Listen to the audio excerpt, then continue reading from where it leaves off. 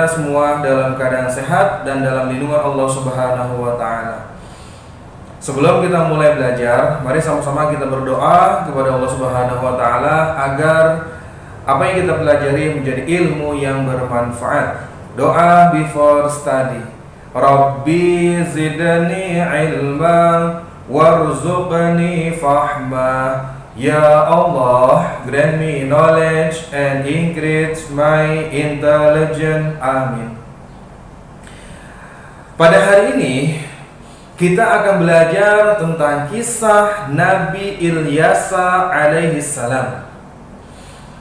Pertemuan sebelumnya kita sudah belajar tentang Nabi Ilyas alaihi salam. Nah, setelah Nabi Ilyas alaihi salam wafat, maka Allah Subhanahu wa taala mengutus Nabi Ilyas kepada siapa? Kepada Bani Israel. Jadi Allah Subhanahu wa taala mengutus Nabi Ilyas alaihi salam kepada kaum Bani Israel. Nabi Ilyas alaihi salam dan juga Nabi Ilyas alaihi salam masih merupakan keturunan dari Nabi Musa alaihissalam dan Nabi Harun alaihissalam. Ketika Nabi Ilyas alaihissalam berdakwah kepada kaum Bani Israel, dakwah Nabi Ilyas alaihissalam sama dengan dakwahnya Nabi Ilyas alaihissalam.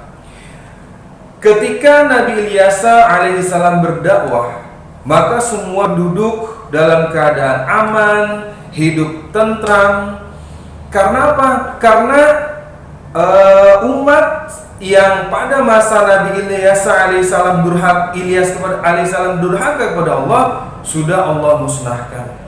Maka dapat dikatakan dakwah Nabi Ilyas alaihissalam berhasil karena penduduk atau umat yang didakwahi oleh Nabi Ilyas alaihissalam semuanya beriman, semuanya menyembah Allah Subhanahu wa taala dan tidak menyembah berhala. Kejadian seperti itu berlangsung sampai Nabi Ilyas alaihissalam wafat. Begitu juga setelah Nabi Ilyas alaihissalam wafat, tahun demi tahun umat Bani Israel masih menyembah Allah Subhanahu wa taala. Tetapi setelah beberapa lama kemudian, setelah wafatnya Nabi Ilyas alaihissalam sudah jauh beberapa tahun kemudian, kembali mereka ingkar atau durhaka kepada Allah Subhanahu wa taala. Akhirnya Allah Subhanahu wa taala mengangkat kesenangan, kenikmatan yang ada pada kaum tersebut. Kemudian setelah itu maka Allah Subhanahu wa taala mengutus Nabi Yunus alaihi salam. Demikian kisah keteladanan Nabi Ilyas alaihi salam. Adapun keteladanan yang dapat kita ambil pertama adalah setiap kaum yang durhaka akan mendapatkan siksa atau azab dari Allah Subhanahu wa taala. Yang kedua, dalam berdakwah, dalam mengajak orang lain menyembah kepada Allah Subhanahu wa taala, kita harus mempunyai sifat penyabar dan juga tidak berputus asa.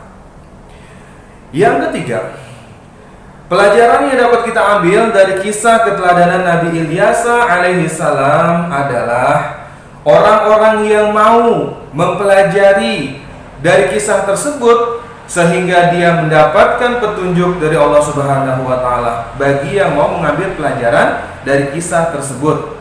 Contohnya adalah kaum yang durhaka akan mendapat siksa, maka kita jangan menjadi kaum yang durhaka. Nabi Ilyas berdakwah dengan penuh kesabaran, kita juga sama, sabar dalam belajar dalam segala hal dan juga tidak boleh berputus asa. Demikian materi pembelajaran yang dapat Mister sampaikan. Terima kasih atas segala perhatian dan mohon maaf atas segala kekurangan. Mari sama-sama kita tutup dengan membaca hamdalah. Alhamdulillahirabbil alamin. Wassalamualaikum warahmatullahi wabarakatuh.